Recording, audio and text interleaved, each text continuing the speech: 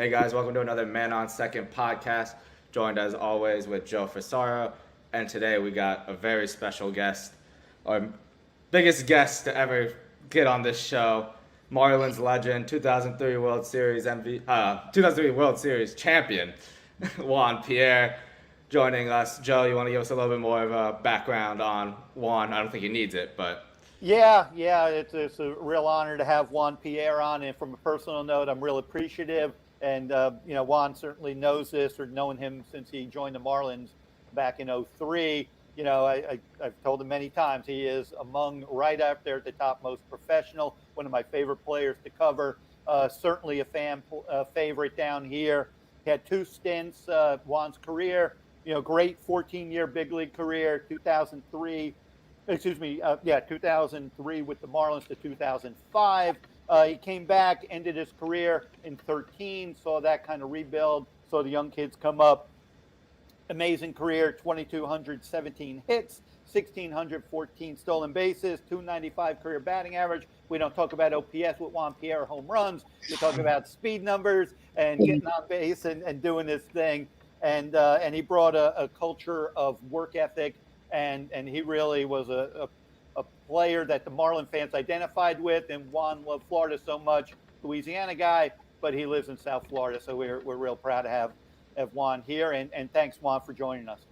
Thank you, Joe, man. I jumped at the offer. I've always had a lot of respect for you, for all you've done, on and off the field for me, and just always respected you as a person first, and then as a writer. And just glad to be able to catch up with you, man. I know we don't see each other as much now. We're both in all kind of different roles here, but always good to catch up with you. Appreciate it. so with the Marlins season winding down, they're eliminated. There's only about 10 games left. After last year, which was a surprise, and they made the playoffs, it was a kind of a disappointing rebound year for the Marlins where, 30 games, more than 30 games under 500, and it's not a good season. Juan, there's a lot of positives, though, from Sandy Alcantara, Dela Cruz, some of these young guys that were able to come up here and get this important development for the Marlins' future. What are your opinions on some of these guys that the Marlins have right now? Yeah, like you said, it's probably a tough year for them. Nobody likes to lose, even if you are in a rebuilding, I guess, kind of process. But a lot of these guys made a lot of strides, and I think the first thing they learned is this is a big boys game up here, man. This is professional Major League Baseball, no other level to go to, and these guys are really good up here. And not to mention the NL East is even better. It's a real good league, a lot of good pitching. And these guys took their lumps. I know they kind of overachieved, I believe, last year, with the 60 games. And this year they came with high hopes. But I think they learned a lot. Like you said, Sandy had a great year. Dela Cruz has come on. Jazz has energized, I think, Miami again with his flair and with his play, with his home run, stolen base. He does it all, complete 5-2 player. And for me, even Brinson has showed flashes that he belongs in this league. He's the flashes that we've been waiting to see. And I think he had a 2 or 3 week stretch where he had it, and he's consistently having good at bats and doing stuff like that. So the future does look bright, as not as good as the year probably as the Marlins wanted it to go. But I think they've made some strides, and the young guys getting that experience will help out a lot in the future. Juan, I want to ask you this, because you're a guy that was used to playing 162. Huge difference between 60-game season, 162-game season, and young players who are learning to make that adjustment. We mentioned Jazz, holding up, showing start to finish. He had an IL stint or two, but for the most part, he's been on the field. Some of those other guys, not so much, being able to stay out there regularly. What are some of the challenges mentally and physically to make it through the 6 months to 162 games? And then if you want to be really good, to go into October. Yeah, it's a grind. I know the psychologists and the baseball minds don't like to use that word grind, but if you ever played 162, it's definitely a grind. And I'm glad to see Jazz too running them out here. That's how they used to do young guys. They didn't do matchups and all that. They were like, okay, you're young. We want to see what you got. let's run you out there. The tough lefties up there. Let's see if you can handle them or not. You know, especially the situation the Marlins in, and Jazz has proved that he can to do it. And plus, he's not a big guy. Like I wasn't a big guy, so the physical wear and tear on the body. He does have cold AC in the new Marlins Park, though, which is a lot better than the 100-degree humidity we used to play in. But he's proven that he can go out there and play every day. And I know with the analytical stuff that guys don't play too much every day. You know, they do a lot of matchups and stuff. But as you know, Joe, like you got to have 3 or 4 horses on your team that you can count on and ride them out every day. You know, BA is one of them once he gets healthy. You know, Miggy Rowe. These guys, you just got to run out there and you kind of mix and match with the other guys. But you need at least 3 or 4 horses, so to speak, to play every day. But physically, it's tough. You know, staying healthy is half the battle. But, man, I remember playing 162. But physically, I was fine in October or after the season. But mentally, I was just grew up because my mom was always thinking I wasn't good enough to just roll out there and play. I had to do all kind of preparation. I had to do video work, TV work, all this stuff to go into one game. That's why I don't know how guys had so much energy after the game. I was literally drained after the game, you know, mentally, because I was like, all right, I got what pickoff move did this guy have? Okay, this guy's coming up to play. What do I do in the outfield? So it was a really cat and mouse game with me. But it's definitely a toll on your body. And I think the more you get into it, not the easier it gets, but you just know what to expect. So I think Jazz going into next year is going to know what to expect. The De La Cruz, I know he had a little start stint. Jesus Sanchez, but they're running these guys out there every day, so I think that's a good thing. It only can help, I believe. So I'd like to know this, because someone like you had 2 stints here in Miami, as everyone knows. One of them resulted in a World Series, and the other one was basically the beginning of a rebuild, like the first year of a rebuild. What is the adjustment period for veterans and young guys going into that? Like, how do you prepare in a year where you know you're going to probably not be in the playoffs and you might be losing a lot of games compared to a year like 03, maybe 04, when you're trying to defend your title and you know you're going to be in the postseason mix? Yeah, it's tough. I think 2 different and this goes with any team. I think you got guys on the team that are playing for different reasons. You know, we all like to think we're playing to win the World Series, which that's the ultimate goal. But for a younger guy, fresh out there, you're just playing to stay there. You're like, I don't want to get sent down. I'm going to try to make the most of it and not get sent down. Then you got guys, kind of arbitrational guys that's, you know, like your Sandys or whatever that's now that's in it. Can you guys see me? Yeah. Oh, okay. So you have those guys that come. Hold on one second, guys. My screen has went off. But you can see me? Yeah, you're good. You're good. Okay. I can't see you guys. So you have something and moved yourself to the bottom or something. Yeah, I'm trying to. It was a call came in and then it knocked me off. All right, I don't want to mess up the whole thing. All right, we'll just roll with it. Let me just pick you. This is not live, is it? No. Okay. All right. So you have guys that's playing for arbitrational reasons that they're trying to not supposed to make their money, but do the best to get themselves in for free agency and stuff like that. And then you got veteran guys who just want to win. So with that all meshed together, and that's pretty much on every team. The Yankees have it, the Red Sox, all the Dodgers. You have the guys playing for different reasons, so to speak. So for a veteran, it's hard because you know your time is running out to win a championship. But if you're a young guy, you're energetic, you're just starting your career, you just want to do the best to stay in the big league. So it makes for a good match because you want those veteran guys to help those younger guys along, and you got to have veteran guys with the right mindset and not the old groggy vets, so to speak, which I don't think is a lot of because the teams are going so much younger now. But I think the Marlins had a good mix this year. I think Aguilar and the Miggy Rose really helped the younger guys and try to help them along the way. And I think it really helped the younger guys. If you talk to them, I'll bet you they'll mention those guys' names because it's different coming from another player than a coach. Yeah, that's an interesting point, JP, because like you say, you kind of have to know the role as a veteran player on a young team. Like in 13, obviously that was when Yelich made his debut, Ozuna made his debut, Jose, made the opening day rotation. They had, core high profile prospects. Stanton was like in year 3 or whatever, but he was dealing with some injuries back then. But we knew what Stanton could do if he was healthy. But, you needed to kind of find the right blend to kind of bring these prospects along to show them, the ropes, so to speak. And then, that 13 team, while it was a 100-loss team, there was a lot of positives. And then 14, they were pretty good, for a while until Stanton got hurt. So yeah, I think you've touched on this before. You can learn by losing. Yeah. And if you have that collective mindset and you're all on the same page and you kind of grind it out collectively, how do you pull through and then say, hey, you know what, we took our lumps this year, but we'll remember this because there's going to be brighter days and we're going to kind of look back at this day.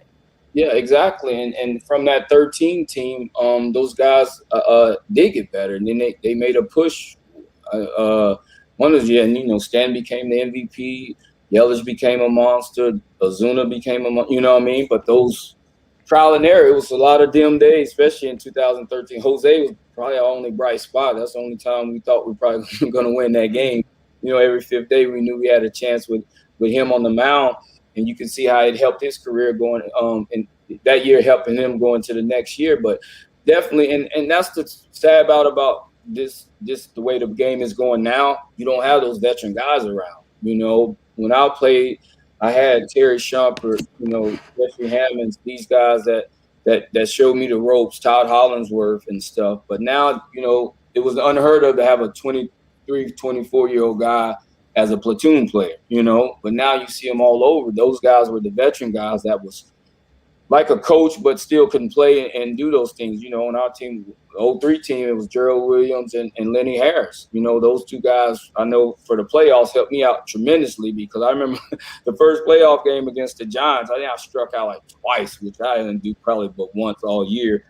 And I was like, I'm just so excited, bro. And they actually had to calm me down and sit me down and, just talk to me. And I remember that stuff. And that's the stuff I believe that the game is missing now. They're pushing out the veteran guys a little bit sooner and then bringing up the younger guys. And these guys don't have anyone to lean on. Yeah. You mentioned the style of game changing and the type of game playing changing. You're a good example of this as someone who was a contact hitter, speed guy, stole a lot of bases, laid down a lot of bunts. That's something that really doesn't happen anymore in the MLB. Guys aren't bunting nearly as often. Guys are striking out probably 4 or 5 times more than you ever did in your career. How do you feel about like a guy like that played like you, that style kind of being pushed out? Yeah, it's tough. It's tough to see because as a speed guy, you're going to get pushed out before anyway, because as you get older, naturally you probably don't have as much speed and you don't hit for power. So to be used out the bench is not an option usually for a speed guy. But I think it brings so much to the table, in the context of a lineup. Now you can't have 9 Juan Pierres in the lineup, but I don't think you can have 9 Giancarlo Stanton's in the lineup either. I think it's a good balance and mix, and I don't think teams are going from now that the leadoff guys now, they want them to hit, 25, 30 home runs from the leadoff spot. So it's changed. So it hurts my heart because I love that type of game, the hit and run, the bunts, the stealing the bases and moving up and those little things because we won. I've won in my career. The best teams I've been on, we've all done it.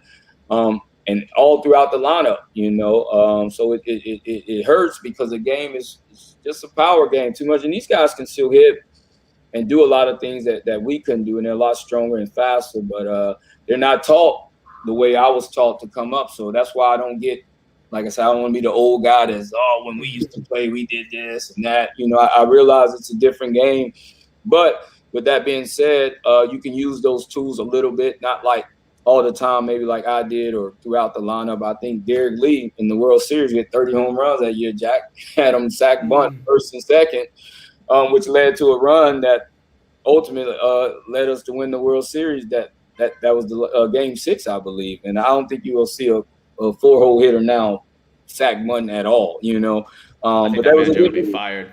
Yeah. It was a different game back then, and Jack at that time, he didn't care. Like he was trying to win that game, and when knew that. And Derek Lee, he wasn't mad that he gave him the bunt. So, he said, "I have a job to do. I'm going to do it," and it led to a run. And thinking back, that's what made our team so special. Because even back in the day, right there, I think most big guys would have been like, "I'm not bunting right there." Like, forget it, Jack. I'm going to swing away. But that's the type of team we had. That's the type of guys we had. We're really just trying to win the World Series collective. That's an interesting point, JP, because you're right. And Jack had noted that Pudge several times on his own bunted. Yeah. He sacrificed bunted. But I think there's a feel for the game. And I think right now, and we'll probably get into this a little bit about the data cards. The Kevin Kiermaier situation the other day against Toronto. Mm-hmm. That everything's so scripted now. It's almost like a football playbook is on the baseball field. Yeah. We're seeing pitchers go to their back pocket to see what counts. We're seeing, the catchers needing it. Everybody needs to. Everyone's looking at their card. It's so scripted by, and I get it, and I'm not opposed to it. And I've been on the Statcast, bandwagon when it came out because I used to work at MLB.com, of course, and I embrace it. But I think that if we're losing the feel for the game. Mm-hmm. And I'll bring this point up to you. The other day, Lewin Diaz hits the walk-off homer against Pittsburgh, a 2-run homer in extra innings. Mm-hmm. And great moment for Lewin, obviously, to get to be in that position, extra innings and a meaningful, and maybe not meaningful in terms of standings, but meaningful in terms of a situation of a big moment in a big league game with the game on the line coming through. But I break the at-bat down. He saw 6 straight sliders. Wow. And the 6th slider he saw was the home run. So is it the data card that says Lewin can't hit a slider? So they just pound him with sliders till the point where, if you saw 6 straight of one pitch, I think even if it's your hole, you're gonna. I think at some point you got to go away from the and say, I think we're showing it too much. The game's on the line here. This kid can hit it out. Maybe we try another pitch. Mm-hmm.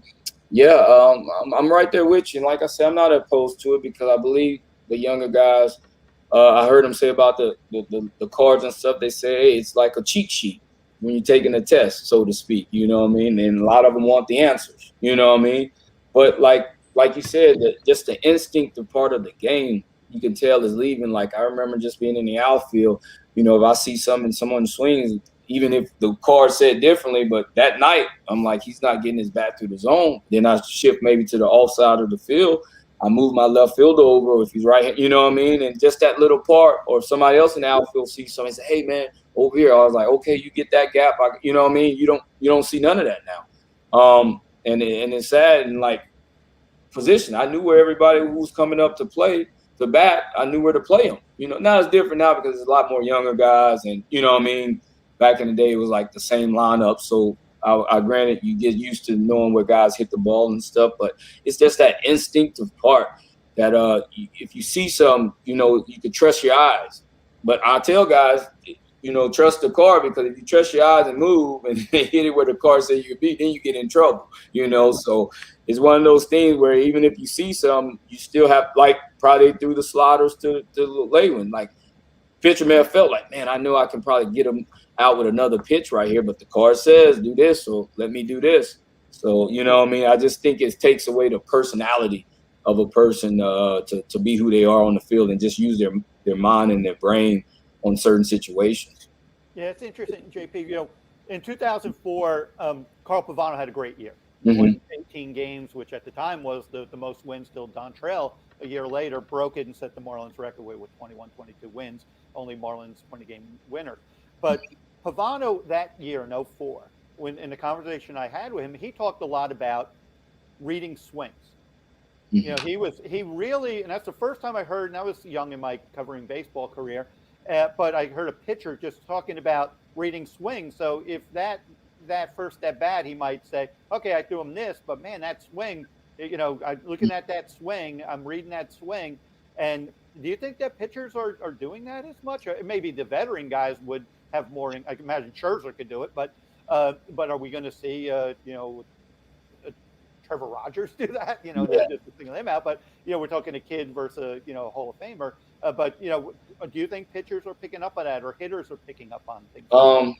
No, I don't. I don't think. I think you, like you said, they're really going by the book. And I could just give you an example, just with pickoffs. Like nobody picks on their own anymore. Like they can see a guy maybe jump off the bag a little bit, got a bigger lead, but I think the catcher don't put down the pickoff sign. They're gonna, and that happened like the last couple of years of my career, like in 12 and 13. That's how I stole so many bases. I used to look in on the catcher. You know what I mean? If he didn't give the pick sign, then the guys wasn't picking. So I think and like when we're that 03 team with Pavano, Beckett, Dontrell, like they used to be out there watching the game and watching the hitters. Sometimes you flash in the dugout, it's like 6 guys on the bench, because everybody's running all around in the clubhouse, which I don't think they do that as much anymore. I think I got some rule now, but it's just like the pitchers were so in tune, especially if they knew they were pitching the next day. I used to see all our pitchers, they would be in their little huddle, pitchers did their own thing, but they were actually watching the game, watching people swings, what they like to do, and conversating. I just don't think that's too many conversation in between pitchers. The pitchers conversate like that to know that, man. And like I said, it's a sad thing, but hey, game is different. I still love the game. I still enjoy watching it, but times have changed. It just happened so quick. It was like from like 13, a little bit 40, 50, and wham, it's a whole new game right now. So it takes some of the old heads. I'll consider myself old head now to get used to watching, but it's still a fun game, but it's just you miss that part of it. Yeah, I mean, we always talk about how fast this game has changed, and like going back to what we're talking about, like style of play, like a player like D. Gordon, who was a batting title winner, 4 years ago, 5 years ago, is now completely out of the game. Not because he wasn't good anymore, just because of the style of game has changed. There's that light contact speedster guy. For most clubs aren't on the picture. No, without a doubt, and D actually played a good premium position too. It wasn't like he was an outfielder; he was a middle infielder and Gold Glove second baseman. Like you said, he won the stolen base title, batting title, and yeah, it's a shame for a guy like that to be out the lead. I think he's only 32 or 33, and he was great for the Marlins, and especially going to the American League.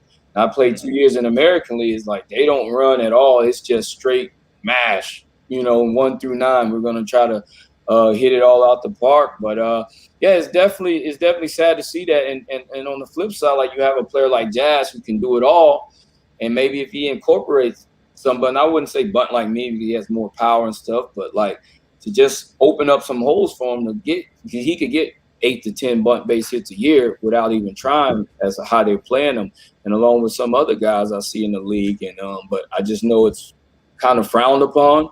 And as a player, if you can hit the ball 400 feet, it takes a lot of discipline to be like, all right, I'm just going to get on base right here. We don't need a 3-run homer right here with, or a 2-run homer right here with nobody on base, But I think that stuff will come, especially with Jazz, because he really knows the game. He's really a smart player. And I think when he makes the adjustments, as in his young career, as he sit back probably when he goes home after the off season, things he can incorporate. I think it would be great for him to do that. And that 250, 260, I guarantee it'd be 280, 290, you know what I mean? At least 275, 280 with the 20. He can still get the 20 home runs or whatever. But yeah, that type of game. And as you see in the playoffs, you'll see here, like a lot of base running and bunting stuff will come to play, and some teams will do it more so than they did in the regular season. But you don't score that many runs in the playoffs, man. Runs are at a premium in the playoffs, even to this day. Yeah, and we want to talk about, the 2003 team. That's such an interesting team for a lot of Marlins fans, everybody's favorite team. But there was a time where you guys were about 500 on June 30th, and it didn't look good. But when did you guys feel like you were turning it around and you kind of knew that was a playoff team? Yeah, it was. We had a couple shots in the arm, losing Jeff Torborg, and then McKeon coming on, and then Dontrell and Miggy. So we got new life to the team, so to speak. But it was one series in Boston. We played, and we got beat like 25-8 the first night. I think they went through the lineup like 2 or 3 times before we even got an out or something like crazy. Just a crazy inning of baseball, first inning. He didn't score like 12 or 13 runs or whatever. And then the next night we were down by 7 or 8 runs late, maybe in the 8th inning, 7th or 8th inning, and we came back to win that game. And I remember going into the clubhouse, and, we were celebrating, and Boston clubhouse was real small, but I remember guys just looking around. It's like, wow, we didn't give up. We picked each other up, and I was like, man. And after that game, I know we lost some more during that year, but I don't remember losing a series, after that moment. Just it revitalized it. And Boston was a powerhouse. I mean, this was Manny Ortiz, Ty Walker, and Trotnick. This was the Red Sox. So us to go in there and do that, it was really big for us. And I think that was a real turning point in our season, in my opinion. Yeah, when I think of that year, JP, obviously there's so many moments, and that Boston series certainly up there. But I remember some series against Philly when you guys either were coming right out of the All-Star break. I think you swept them there. Mm-hmm. And that was, I don't even think they were in Citizens Bank then, right? That was old vet. No, that was a veteran. Yeah. Yeah, I think you made a really good catch in center field on one play that, by the wall. And you guys, because that was the team you're chasing. The Braves are kind of running away with it. So you guys were chasing the Phillies all year. And that's the thing. And the interesting thing when Larry Beinfest, the former, president of baseball ops who put that team together, talked about just that element that with you and Louis at the top of the order going 1-2, just really kind of baffled them. You guys were able to just really unnerve them with that style. And it kind of became the trademark of that team. How you guys were, the speed, and then you had the big guys in the middle of the order. Miggy comes along. But, just speak to what do you think that 1-2 dynamic of you and Louis did at the top? Yeah, it's when you look back on it, man, it's really amazing because, like you said, you don't see it now. You know what I mean? Like for teams to be worried about the 1-2 hitters, I think Louis had a lot of power when he did bat right-handed, but neither one of us was going to get close to 10 home runs. You know what I mean? So for teams to construct their defenses and all that to stop me and Louis was crazy because we wasn't power guys, but we definitely controlled the game with our speed. And if we both got on, then I think that's guaranteed to run. But either one of us got on, it set the whole tone for the rest of the offense. And I remember that one game, the first game of the World Series. I remember going to bed that night. I'm like, okay, because the Yankees were the mighty Yankees, and nobody knew who we were. And I was like, okay, right off the back, I want to show them what it is. It's like I'm gonna lay down a bunt. Now I do this a lot of times, and it never comes to fruition. But I was like, I want to lay down a bunt, get on, and let them know that we're going to run on them. We're going to do this type stuff. And sure enough, David Wells lay down a bunt, get the hit and run. I don't think it was a hit and run or run a hit. Louis hits it first and third punch, sack fly is 1-0. You know what I mean, with a sack fly, and I think that set the tone for the World Series. And it was just a different dynamic. But we both sold out to it. I don't think guys, even if they do have speed guys to this day, they won't sell out to it. I think it'll really still work if guys really sell out to it, but I just don't think guys are willing to sell out to the bunts and the getting on base and that type of stuff. But it was really fun. It was the fun as I had in the lineup because the first time, if I didn't get on base, I can see how they pitch Louis. I can see if he got on base, how they picked off and stuff like that. And usually I'm the only guy in the lineup that does that. But with Louis, we had that dynamic that we can feed off each other. And it was a beautiful thing looking back on it. He really helped me, and I believe I helped him in those years. JP, let's back it up that year to the Cubs series, and everyone loves to talk about the Bartman game.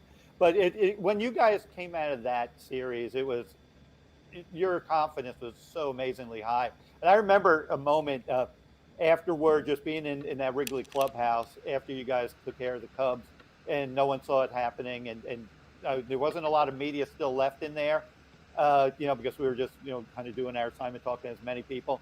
And Pudge, I think, gave a little speech, and he said something like to Jack and the other guys, like, hey, we're not done.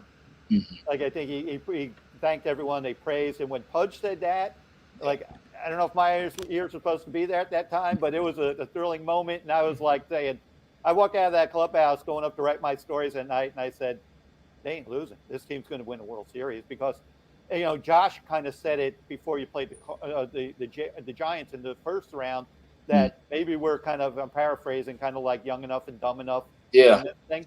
Because People may not remember there were what 3 or 4 100-win teams in that playoffs. Yeah. The Giants won 100 games. The Yankees won 100 games. The Braves won 100 games. And you guys beat 2 of those teams that won 100. The Cubs didn't. And then, obviously for the confidence coming to that. So just kind of speak to when you came out of Chicago, obviously the 8th inning of Game 6. But, what did that kind of do when you guys probably thought this train isn't stopping anytime soon?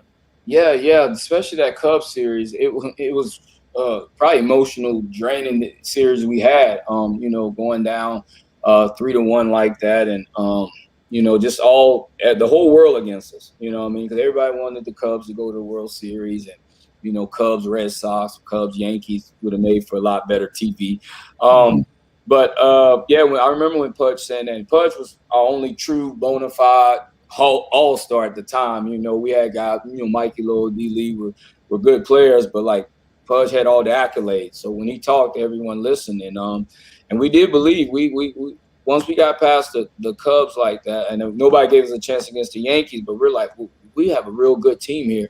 And it started with our pitching. We knew our pitching was going to line up against anybody. So we scraped out a couple runs, then it would be. But just that confidence level of building, and like Josh Beckett had said earlier, we were so young. The Giants series, we were like, okay, whatever, we win this one, we win it. Of course we're going out there to win, but pressure was on them. Same way with the Cubs. We got down 3-1. I can't honestly say everybody in the locker was like, we're going to come back and win. You know what I mean? We're like, just get one game. Just get it back to Chicago. We'll see what happens. And, everybody knows about the Bartman ball. And, we knew we had them once Game 6. And then Game 7 came, but, it was a battle. Miggy hits the home run, and Kerry Woods comes back and hits the home run. So that was a back-and-forth game. And then once we did win, and we're like, let's go to Yankee Stadium, where we had to wait, as Joe, the wait over. We had no idea where we were going. We were going on the airplane, just waiting. We were going to fly to Boston and New York. We didn't know where we were going, but we knew whichever team we were going, we were going to come ready to play. But it's funny how momentum can happen like that, and a group of guys. Number one, we did have the talent. It wasn't a non-talented team, but we were just young and nobody knew about us. And we were like, we're going to go into Yankee Stadium and do something. When we got that first game, we knew we had a chance to win it all. You guys were like one of the biggest underdogs to ever win the World Series going into the season. I work in the gambling industry, so I kind of know these like fun facts. I know you guys were like plus 7,500 to win the World Series going into the season. And then you guys, I can't remember the exact odds, but you guys were one of the biggest underdogs going into the World Series versus the Yankees. How does that like feel like to know that like you guys are one of the biggest underdogs to ever win the World Series going into a season and going into a series? Yeah, we had the Muhammad Ali mantra of shocking the world. But we knew who we were playing against. I mean, Yankees had Jeter, Posada, Bernie Williams. Like they should have been favored. Soriano, Giambi. Like these guys are perennial all-stars. Like you said, we only had Pudge as a perennial all-star. So, but I don't think nobody knew how good we were and how good we had been for the last 4 months of that season. We didn't get any media coverage. We wasn't on ESPN. They even had the MLB Network back then. So, I think team didn't know, but I don't think the Yankees ever played against the style of ball we played, where we put pressure on the defense. We're going to bunt. We're going to do all these little things. And we had 2 or 3 guys that was rushing 95, 96 with hooks. So we knew we had a chance. But then, going in the Yankee Stadium, the old Yankee Stadium, you got to battle the ghost and all this stuff. So I think getting Game 1 really helped. And then I think we lost 2 and 3. But when we got back to South Florida in front of our fans came out big time. Probably half of them maybe were Yankee fans, but the Marlins fans definitely showed up. And, I mean, to this day, people are out from – and I'm not a famous guy, but around here, like, I'll still get the 03 Marlins every time. And I get 03 Marlins. If somebody sees me, asks me where Dontrell is, I'm like, I don't know where Dontrell is. He lives in somewhere else now, but people remember that team because I think we were part of the community. You know what I mean? We would be in Walmart. We would be in Publix. You know what I mean? People would see us, like I said, we were still young enough to not know a lot of stuff. So I think the fans really appreciated it. it was just a great time, man. You know, I never shy away going down memory lane of '03, man. It was a good time. Hey, JP, while we got you on the '03 subject, one of our good friends from '03, now who's going to be a Hall of Famer when he hangs it up, Miguel Cabrera hit number 500 recently with the Tigers. You were there when he hit number 1 back there as a 20-year-old in June, and his first big league hit was a walk-off homer. What do you remember about that, and just what Miggy meant when he got called up? Oh, Miggy, like I say, sometimes you just know when guys got it. You know what I mean? Like, just different. Even at the big league level, you're like, this guy's different. The way his bat sound. And, you know, going into that one game, you know, I know he was nervous and, you know, and from Venezuela, had Alex Gonzalez there to help him out or whatnot. But he was 0 for 4. As a young guy, 0 for 4 extra, you bank it, you probably gonna be 0 for 5. You know what I mean? No chance. He gets up there, steps up, hits the ball out the center field off 440 feet, come around the bases. Like, he was excited, but it's like, yeah, I knew I can do it type deal. And I like to tell this story. It's about a week, 2 weeks into this, him getting called up, and he strikes out on a pitcher's curveball. And I'm over there trying to console him. I'm like, Miggy, it's okay, man. It's the big leagues, man. These guys are pretty good. He's like, oh, Poppy, it's okay. I get him next time. He's like, you throw me that pitch again, I'll hit it out the park. I'm like, whoa, relax here, rookie. Like, it ain't that easy. You just can't say you're going to hit pitches out of the park. So sure enough, he comes back up. Guy throws him breaking the ball. He hits it about 400 feet. And I was like, all right, this guy's it. This guy has it. He has that it factor. But I even noticed it in spring training, man. It was just different. You know, this guy could hit, was a big league hitter at 20 years old. The famous Roger Clemens at bat, he brushes him off with a fastball up in the end, next pitch, right center, batting in the cleanup spot in the World Series. I mean, this guy's done it all. And at that time, I knew, if barring any injuries, barring any, crazy stuff happening, that this guy was going to have this kind of career. And he is, and he's still hitting. I think he's the only one off the '03 team still standing. And he's playing just unbelievable career. All the 500 homers, coming up on 3,000 hits. I'm going to be arguably one of the best Latin players ever, not to mention best player ever. So it's he had it at an early age, man, and some guys are fearless like that, and he was. How was it like to have two good rookies like that with Dontrelle and Miguel Cabrera? Like, that's probably one of the best rookie duos in Major League Baseball's history. Like, it has to be up there. Yeah, it has to be. And getting called up, like, around the same time, with Dontrelle, with his energy, his leg kick, every fifth day, we usually get like 8,000, 9,000 fans. When he pitched, we would get like 16,000, and they wearing the hot socks, the hat, what I mean? Then you had just Miguel just was a great hitter, man. Maybe wasn't energetic and all that with all the stuff Dontrelle did, but he was just a solid player at 20 years old.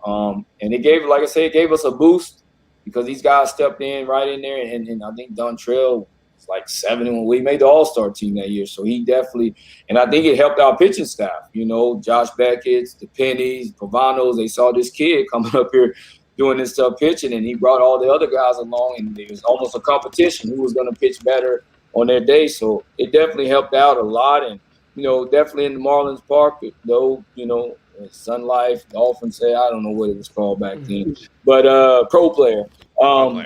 Pro player, it some of those games, we didn't have a lot of people there. So we relied on each other to get the energy we needed to play the game. And those two guys would bring it every day. Talking about, before we change subject, because I wanted to make sure I got this question into JP. Mm-hmm. He played like 162 for like how many years in a row? Like 03, 04? Like 3 or 4 years in a row, 5 years in a row, he didn't miss a game. But 03, the grind of coming from at one point 10 games under to 20 or so games over and reaching the playoffs. JP played every inning of the 03 season. He didn't miss one inning. And didn't Jack the next day after you clinch, I believe it was a Friday against the Mets in the final series. Mm-hmm. And I think because you guys were celebrating everything, and Saturday, I think you came in, you were not in the lineup. Mm-hmm. And what did you do? I told him there's going to be 4 outfielders out there that day.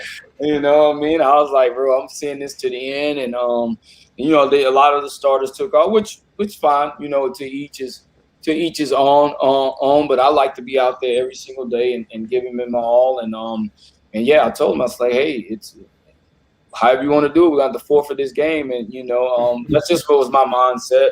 Like I was a kind of leader by example. I wanted to be out there anytime I could. And yeah, me and Jack, yeah, we joked about it, but yeah, I just wanted to play. And actually, the guys made fun of me that game because I think I made an error that game, and they were like, "See, you shouldn't have been playing today." So they gave me crap, but you wanted to sign up. You always said you signed up for 162. You know, that was that stuck with me. Yeah, the contract says 162. The contract doesn't say if it's a lefty throwing, a righty throwing. If you feel good, you feel, hey, I signed up for 162. And as you know, Joe, once September would hit, that's when I'll start yelling it in the clubhouse. Especially if you're not in it, you see guys starting to duck off and doing, no, man, the contract says 162, man. Let's finish it up. Juan, I got to re-ask this question. The Jay-Z song Deja Vu, when you get the shout out, what was your reaction when you heard that? And is that something you still revisit a lot? Because I think that's probably one of the coolest things ever, to get a shout out in a Jay-Z song. Oh, yeah, without a doubt. I think I was with the Cubs at the time. This was like 06 when it came out, and my sister calls. She lives in Houston, where Beyonce is from Houston. And she's like, oh my gosh, your name's on the song with Jay. I'm like, what are you talking about? You know, this is before like Apple Music and stuff. You know what I mean? Like, you just couldn't go get the song or whatever. She's like, I heard it on the radio. I'm like, no way. I'm like, they probably talking about some other Juan, you know. And I listened to it and it said Juan Pierre. I'm like, no way. I'm like, Jay-Z. And I was kind of mad because I was playing for the Cubs. They didn't even have walk-up music at that time. You know what I mean? They played the organ when you came up to the plate, man. So I didn't even have it as my walk-up song. But yeah, I tell the story. Most people recognize me more in the Jay-Z song than actually playing baseball. Definitely, I still can't believe it. I have my kids, I play it for them every now and then because they actually don't really know who Jay-Z and them is. But I'm like, this was a real famous song that I was in. So I play it every now and then. But yeah, I still can't believe it because, like I said, I wasn't a household name. I wasn't on SportsCenter. I did all the dirty work. You know, I can go 3 for 5, 3 bags. They're gonna go. The media will talk to the person that was 1 for 4 with the home run. You know, so I was okay with it. But for him to notice me, and everybody asked, did I know him? I was like, no, I didn't know him, but his tickets was on the third base side in Yankee Stadium. So I remember he was doing the World Series. He was sitting by the dugout, and I just remember him like, hey, man, slow down, you're killing us. I was like, man, I can't. I got to beat you, Jay-Z. You know what I mean? And, you know, that was 3 years before the song came out. So it's very definitely a cool moment for me, and that goes down in history, man. I can always play that song, especially with the Apple Music and stuff now. Yeah, I don't know if you heard me tell you yesterday, but when I was talking to my girlfriend, who knows nothing about baseball, I was like, oh, we're getting Juan Pierre on the podcast, and she was like, oh, I'm sorry, I don't know who that is. And I'm like, you know the Beyonce song where Jay-Z says I run base like Juan Pierre, and she's like, oh my God, he's a baseball player? Yeah, that's my claim to fame, man. Nobody's gonna remember the stolen base down at that World Series. Jay-Z song, that's the one. Hey, but that's still a good thing to be remembered by. Hey, it's not a bad. Joe, should we break down how we always finish the show with a little AL East, NL East? At the very end of this, we're gonna add a little heat talk because for 45 reasons. But yeah, let's do that. We'll break down the AL and NL East. That's what we do, Juan, because we're kind of focused on the whole state of Florida. We try to get the Rays a little bit into the conversation as well. And yeah, it looks like, you know, the Braves are starting to heat up a little bit, you know, to kind of put some distance. Anyone to potentially catch them. The Phillies, Mets seem like they're falling out. Maybe the Phillies can. The wild card may be really tough for them. That second one with the Cardinals never wanting to lose anymore. So it just looks like, you know, it got a little dicey for the Braves about a week ago, but it looks like they straightened it out. And it looks like they're going to win their 4th in a row. Wow.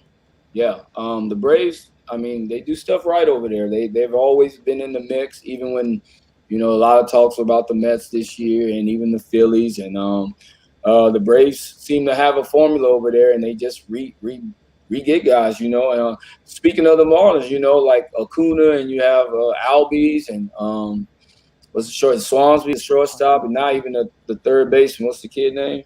He just hit 30 Austin Riley. Riley, yeah. You got these position players that are coming in and doing it, and you have your Charlie Martins and you have your Friedman.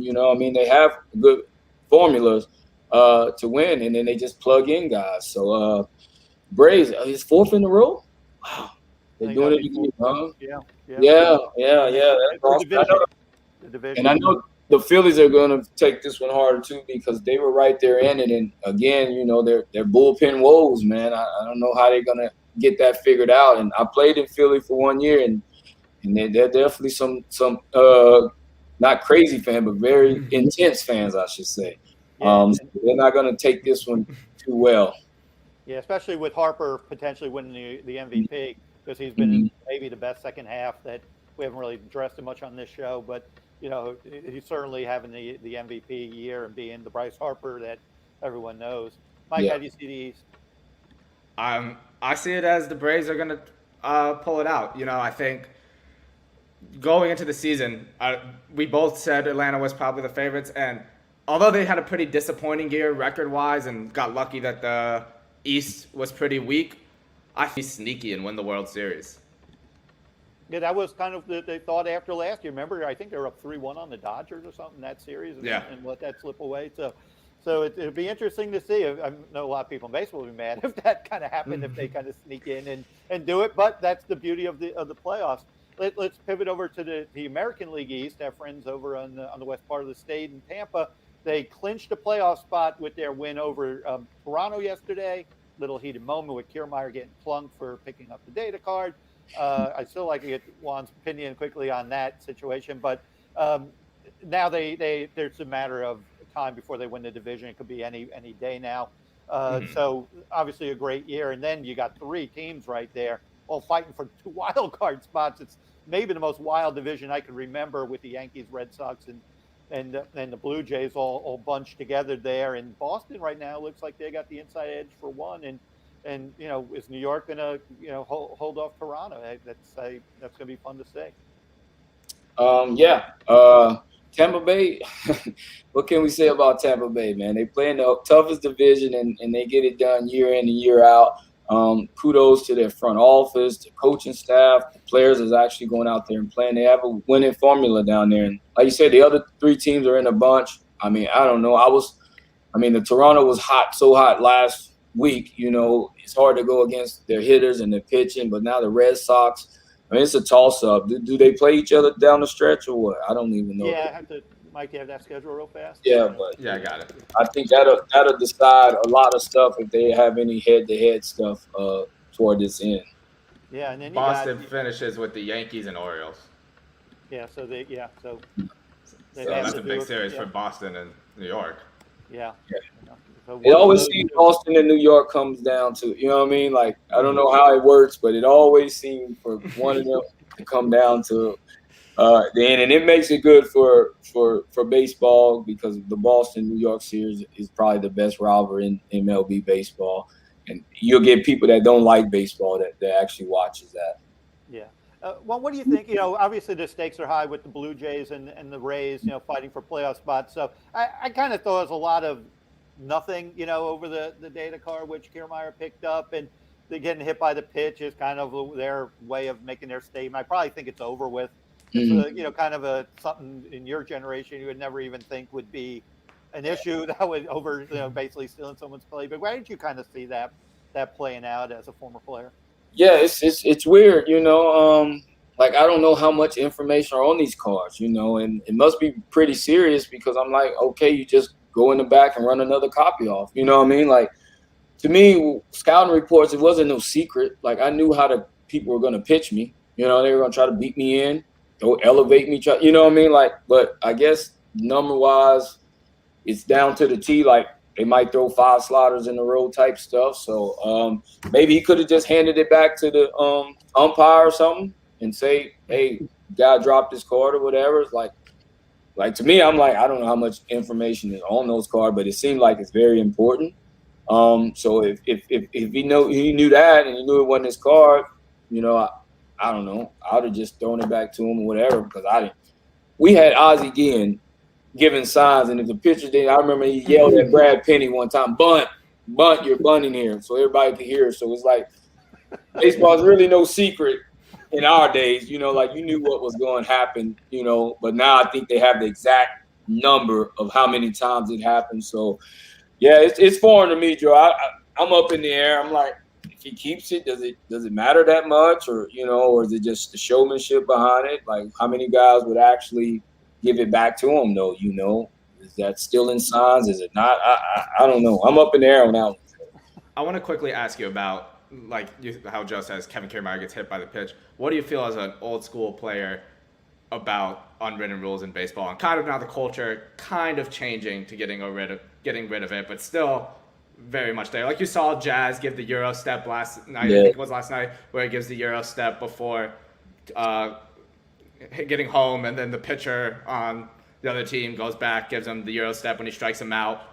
So what do you feel about that? Like, were you always a follower of those unwritten rules? Did you always think it was dumb? Like, well, some of them, I was like, you know what I mean? But hey, what did I do? Like, you just played by them. You knew the ones not to mess with and the ones to not. But some of it's a lot of gray area, you know what I mean? And nowadays, when guys bat flipping, like, that's just part of the game now. Like, let the kids play whatever the slogan was. I think that's out of it when guys do that stuff. And the guy Euro stepping back, you know what I mean? I think it's all in fun, you know what I mean? Like, Jazz does it and he does it, But, hey, I don't know. Like I said, I wasn't a real big guy on all that stuff as far as hitting guys and doing that stuff. I just knew type stuff you needed not to do, like, as a player.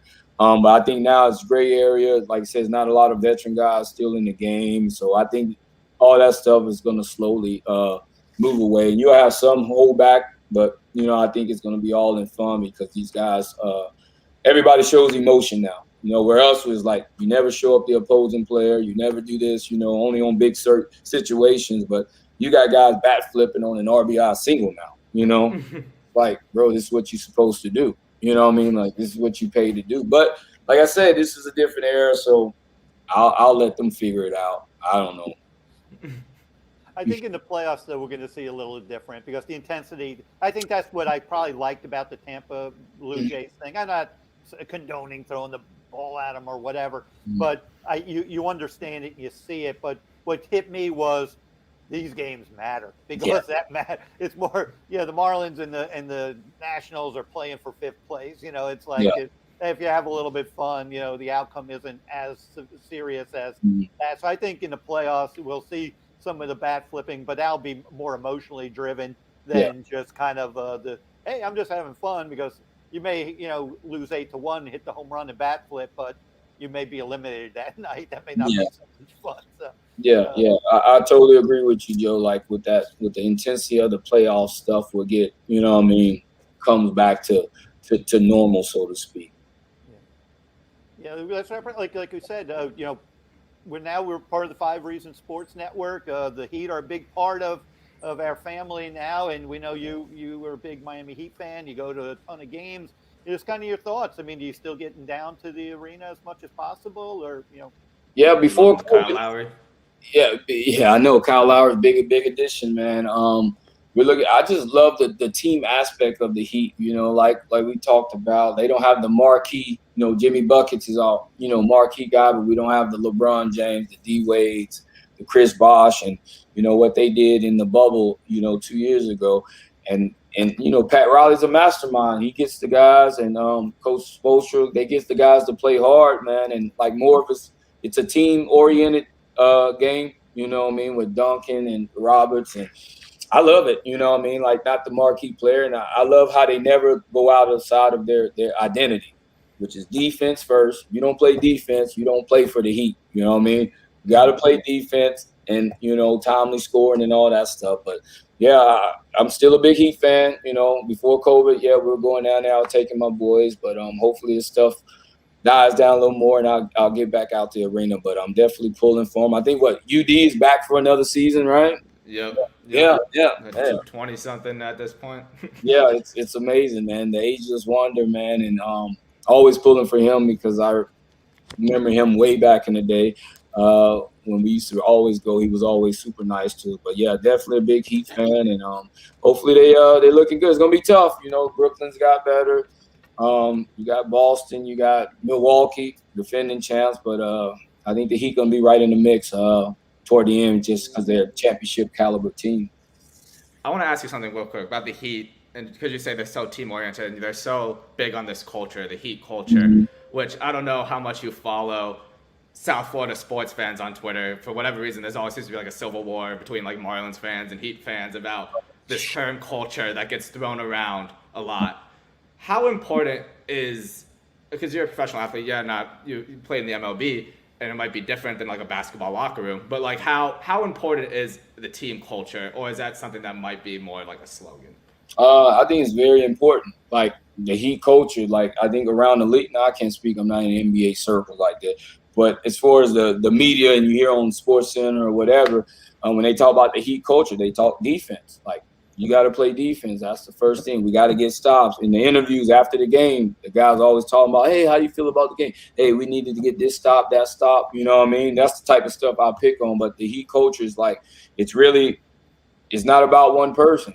You know what I mean? Even when D Wade and LeBron was here, and even when Shaq was here, like UD, Shaq would say UD was like the most important person on the team. Meanwhile, you had like D Wade as the MVP, you know what I mean? Like Shaq was Shaq, but UD did the dirty work, you know what I mean? He got the rebounds and stuff. And I think that's kind of the Heat culture. It's not pretty, so to speak, even though they're in South Florida with the beaches and all that, but they play hard-nosed basketball. So I remember back in the day in baseball, the coaches, we used to play the Angels. You played the Angels, you knew they were going to run and take the extra base. When Mike Socha was there, they had Sean Figgins, Vladdy, all these guys ran. So you knew going in there, like, all right, this coach or this team, they will run. So you got to get rid of the ball. So I think it's sometimes it be overused sometimes, but dealing with the Heat, I know it truly is a culture of how they've played the game. Okay, that's really interesting because that's always a big argument on Twitter for whatever reason of how real is a culture for a sports team and how important it is. But Joe, I think this is a perfect part to wrap it up. Yeah. Juan, we appreciate you coming on. It was a real honor for you to come on our podcast. And for everyone that listens, you can find us on the 5 Reasons Sports Network on YouTube and find us on all podcasting streaming sites at Man on Second. Juan, again, thank you so much for coming on. Thank you for having me, man. Anytime I can help out, man, you got my number, and I'm just a phone call away. But thank you guys for having me. No, thanks, JP. And you are a champion, and no one could ever take that away in South Florida. And everyone's Marlins history is proud to have you part of it, and we're honored to have you here. So thanks again. A great show. Thanks, Mike, and we'll catch up with everyone next time.